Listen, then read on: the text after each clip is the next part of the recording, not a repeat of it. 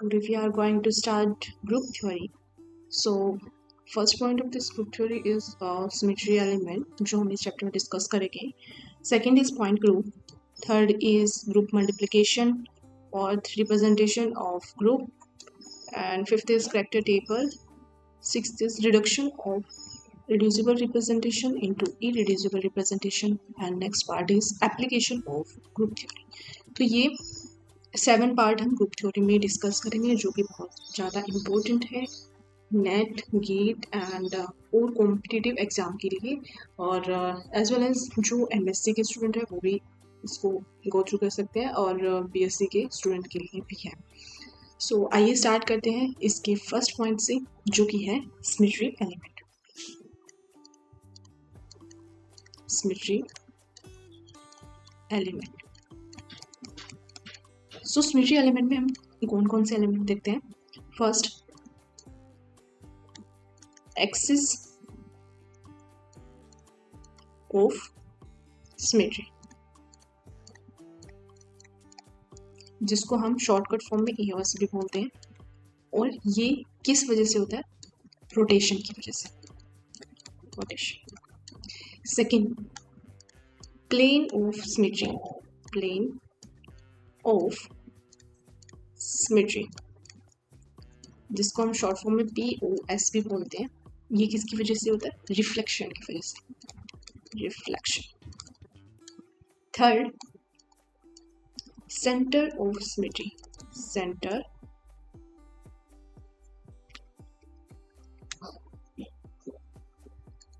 Centre of symmetry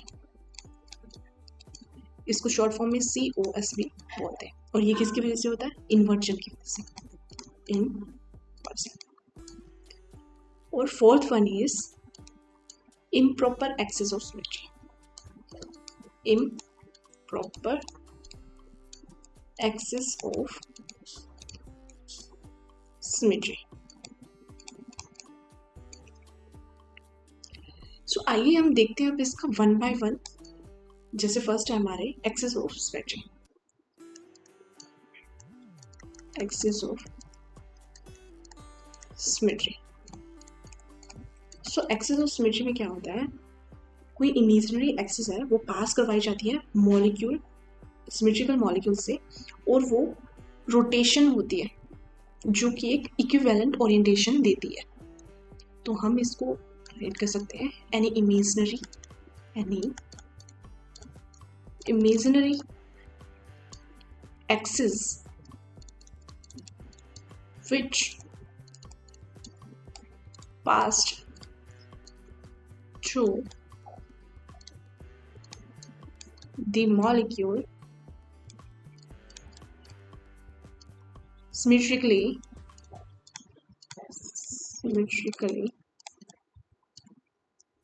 and rotation around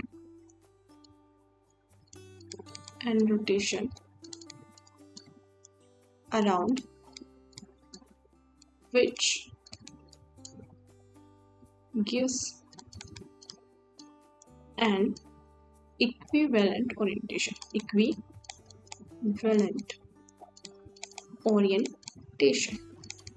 जो equivalent orientation दे. और हम इसको मैथमेटिकल वे में n से रिप्रेजेंट करते हैं 360. मतलब पूरा जो एंगल होता है किसी भी मॉलिक्यूल रोटेशन कराने का वो 360 होता है बाय थीटा. यानी कि कितने एंगल से वो रोटेट करवा रहे हैं. तो दैट इज n. अब हम समझ लेते हैं एक एग्जांपल से. जैसे एग्जांपल ले लेते हैं हम OH मतलब H2O का एग्जांपल. अब क्या है? अब एक एक्सिस ऑफ सिमेट्री पास करवा देते हैं इससे ऐसे. अब ये हाइड्रोजन 1 है, ये 2 है. अब इसका रोटेशन करवा देते हैं 180 डिग्री. 180 डिग्री रोटेशन करवाने से ऐसे. तो क्या बनेगा? जो हाइड्रोजन H2 है वो इधर आ जाएगा और H1 है वो इस साइड आ जाएगा. सो अभी हमने ये फॉर्मूला देखा, इसकी वजह से n is equal to 360 by 180, तो कितना आ गया, n की वैल्यू 2। सो अब ये वाला मॉलिक्यूल है, ये वाला मॉलिक्यूल है, ये क्या है, इक्विवेलेंट। मतलब जब हम 180 डिग्री का रोटेशन करवाते हैं, जो H2 है वो आगे आ जाता है और H1 है वो पीछे चला जाता है। सो ये हाइड्रोजन हाइड्रोजन सेम है, इसलिए इक्विवेलेंट। अगर इसका एक बार और रोटेशन करवा दें 180 डिग्री से, तो क्या होगा, एक हाइड्रोजन H1 और ये H2। सो ये मॉलिक्यूल 1 जो फर्स्ट टचेगा, सेकेंड और ये थर्ड, जो फर्स्ट और थर्ड है वो क्या हो जाएंगे, identical. First and third is identical structure.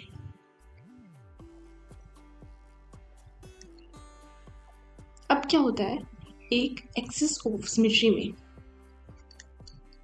हम ए और से रिप्रेजेंट कर देते हैं। एक्सिस ऑफ सिमेट्री क्या होती है, दो टाइप की एक्सिस हो सकती है।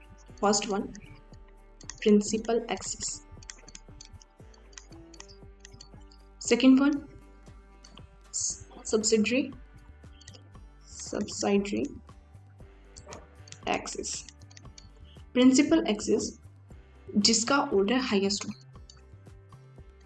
हाईएस्ट ऑर्डर, यानी जिसकी n की वैल्यू क्या हो, हाई, n क्या हो, हाई। और रिमेनिंग जो एक्सिस बच जाती है वो क्या होती है, सब्सिडियरी एक्सिस। जैसे हम देख सकते हैं एग्जांपल के थ्रू, एक एग्जांपल ले लेते हैं,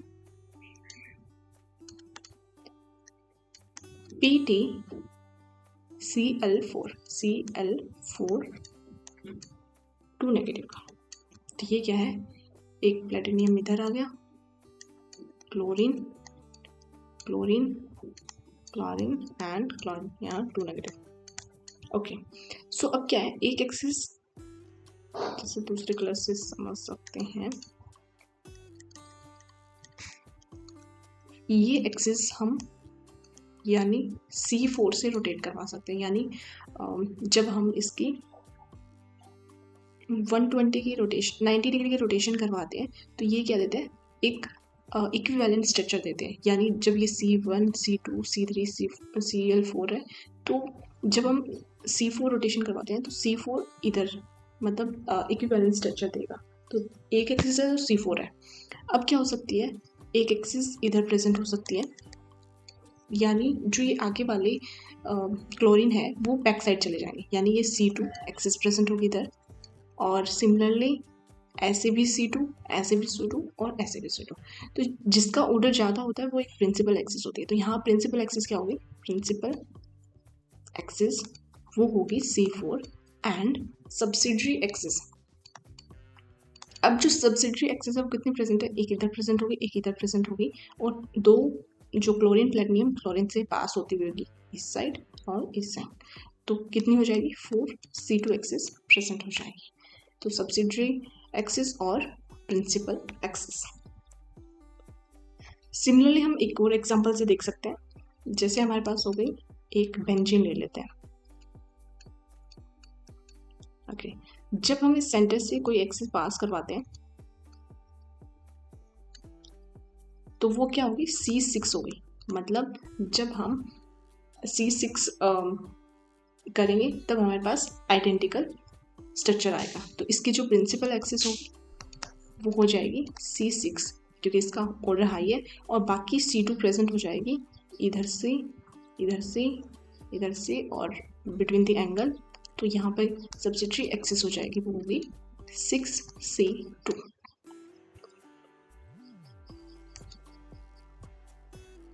ऐसे हम एक और एग्जांपल देख लेते हैं, NH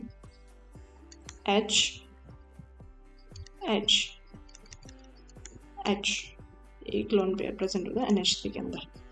अब इसकी जो प्रिंसिपल एक्सिस होगी, प्रिंसिपल एक्सिस वो होगी C3, क्योंकि एक एक्सिस जब हम पास करवाते हैं, जब ये एक्सिस इधर से पास करवाते हैं और रोटेशन करवाते हैं C3 का, तो हमारे पास एक इक्विवेलेंट स्ट्रक्चर मिलता है। तो प्रिंसिपल एक्सिस C3। अब क्या होगा कि सब्सिडियरी एक्सिस कौन सी होगी, अब इसके अंदर ना ही तो कोई C2 पासेस हो रही है और कोई भी एक्सिस C3 को छोड़ के कोई भी एक्सिस पास नहीं हो रही, तो सब्सिडियरी एक्सिस वो नहीं होगी इस मॉलिक्यूल में।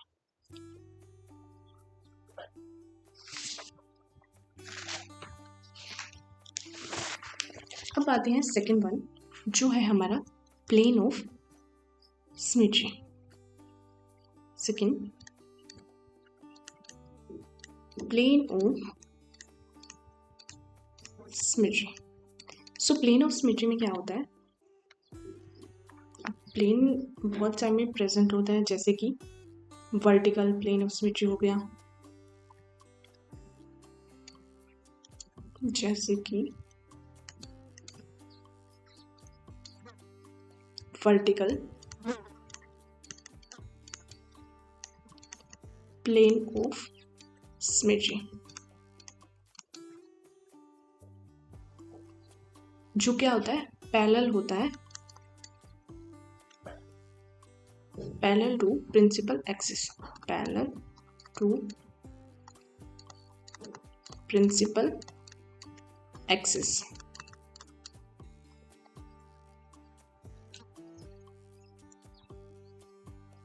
सेकंड, अब वर्टिकल प्लेन ऑफ सिमेट्री हो गया। सेकंड होगा horizontal plane of symmetry, horizontal,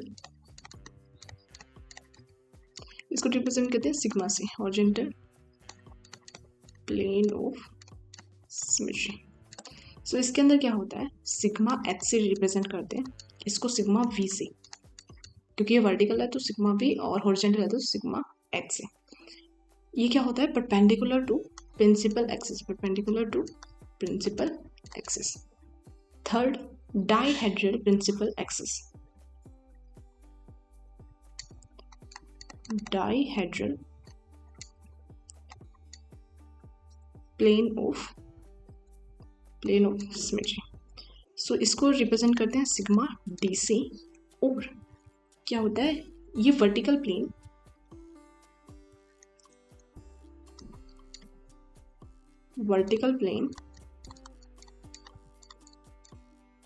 that bisect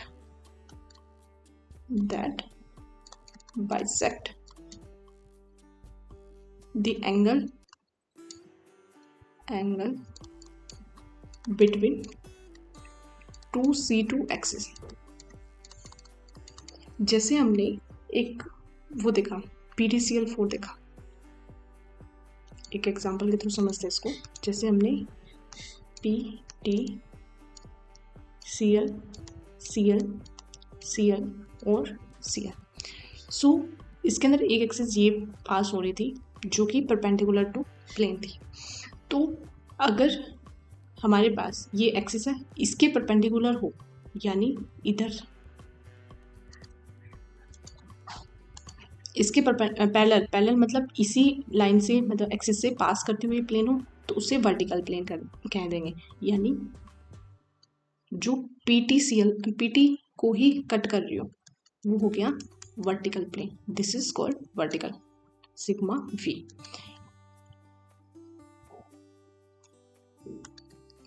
अब देखते हैं सिग्मा एच को, यानी जो चारों क्लोरीन और पीटी को कट कर रही हो उस प्लेन को बोलते हैं सिग्मा एच, जैसे कि ये हो गया। अब क्या हो गया, जो सिग्मा डी क्या होता है, सिग्मा डी यानी जो ये वाली एक्सिस है वो कौन सी है, C2, कलर और ले लेते हैं, ये वाली एक्सिस कौन सी थी, C2 थी, और ये वाली भी C2। अब इसने क्या कह रखा है, vertical plane that bisect the angle between the two C2, मतलब इन दो C2 को जो वर्टिकली कोई प्लेन कट कर रही हो उसे बोलते हैं सिग्मा डी। यानी एक ऐसा प्लेन जो प्लैटिनियम को कट कर रही हो और किसके, जो C2 एक्सिस है उसके एंगल को बाइसेक्ट कर रही हो, मतलब ये वाला प्लेन क्या होगा, वो होगा सिग्मा डी, ये वाला सिग्मा वी, एंड ये ब्लू वाला क्या होगा, सिग्मा एच। सो ये हो गए प्लेन्स। अब नोट करने की क्या बात है, सिग्मा एच प्रेजेंट होगा, देन सिग्मा नहीं। अब आते हैं सेंटर ऑफ सिमेट्री पे। जो कि है third part, centre of symmetry. इसको हम रिप्रेजेंट करते हैं आई से। अब इसका मतलब क्या होता है? जैसे हमारे पास एग्जांपल ले लेते हैं, प्लेटिनियम, Cl, Cl, Cl और Cl। सेंटर ऑफ सिमेट्री यानी जो सेंटर है, कोई भी मॉलिक्यूल का सेंटर है, ये वाला सेंटर है, इसके अगर कोई 180 के अपोजिट एंगल पे, यानी इस क्लोरीन है, ये एटम है, कोई क्लोरीन है, इसके अपोजिट साइड मतलब 180 के रिप्लेस में कोई भी सेम एटम प्रेजेंट हो तो उसे सेंटर ऑफ इन्वर्जन कहते हैं। जैसे कि क्लोरीन, प्लेटिनियम के इस साइड ये क्लोरीन है तो उसके बैक साइड में ये क्लोरीन प्रेजेंट है, इस साइड अगर ये क्लोरीन प्रेजेंट है तो इसके बैक साइड में ये क्लोरीन प्रेजेंट है। तो हम यहाँ कह सकते हैं कि इसका सेंटर ऑफ सिमेट्री प्रेजेंट है इस मॉलिक्यूल में। सिमिलरली हम ये देख सकते हैं एक इसके अंदर, तो ये एक हम सेंटर मान लेते हैं, इसके इस साइड कोई एटम है तो इसके सिमिलरली उतनी ही डिस्टेंस पे कोई एटम है, ये वाला। ऐसे ही अगर यहाँ से हम ऊपर की साइड जाते हैं तो जितने भी एक एटम है उतने ही एंगल पे हम नीचे जाते हैं, उतनी डिस्टेंस पे नीचे जाते हैं, एक एटम यहाँ पे प्रेजेंट है। सिमिलरली यहाँ जो एटम प्रेजेंट है वो यहाँ भी है और यहाँ है वो यहाँ भी। तो हम ये क्या बोल सकते हैं कि इस जो मॉलिक्यूल है इसके अंदर सेंटर ऑफ सिमेट्री प्रेजेंट है। फिर हम आ जाते हैं जो फोर्थ पार्ट है हमारा, वो है improper axis of symmetry. Axis of symmetry जिसको हम रिप्रेजेंट करते हैं SN से। सो इसके अंदर होता क्या है, इसके अंदर रोटेशन और फिर रिफ्लेक्शन एक्सिस होती है इसके अंदर। अब इसको सिंपल वे में हम रिप्रेजेंट कर देते हैं SN से। सो इसको हम ये बोल सकते हैं सिग्मा, यानी plane follow bye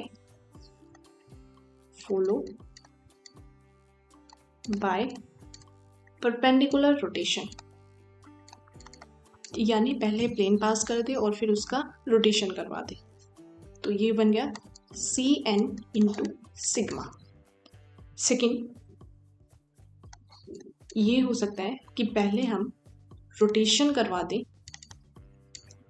follow by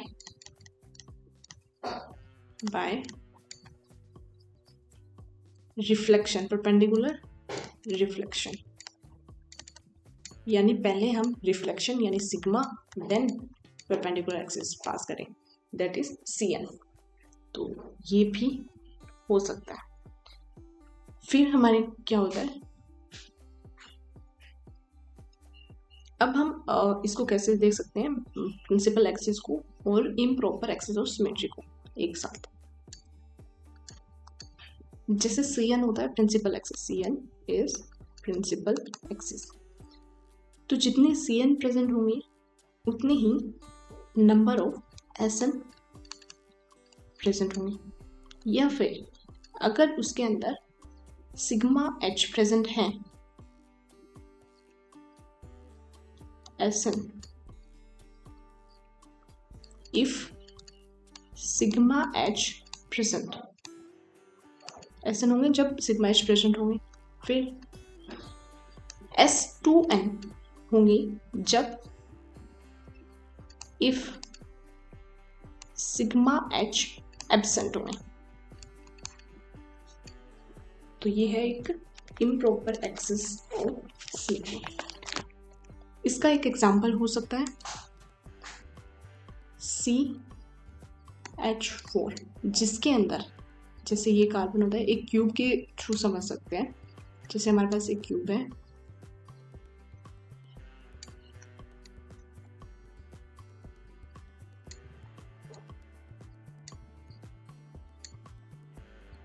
ये है सेंटर जो कार्बन का है, और ये एक हाइड्रोजन इधर प्रेजेंट है, एक हाइड्रोजन इधर प्रेजेंट है, एक इधर और एक इधर। तो ये है वो हाइड्रोजन प्रेजेंट है।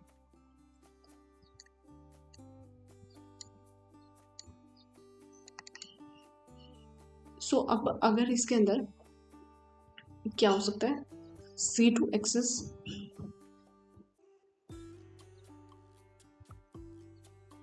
इसके अंदर C4 एक्सेस प्रेजेंट होगी और 4C2 एक्सेस प्रेजेंट होगी और सिग्मा H भी प्रेजेंट होगा, और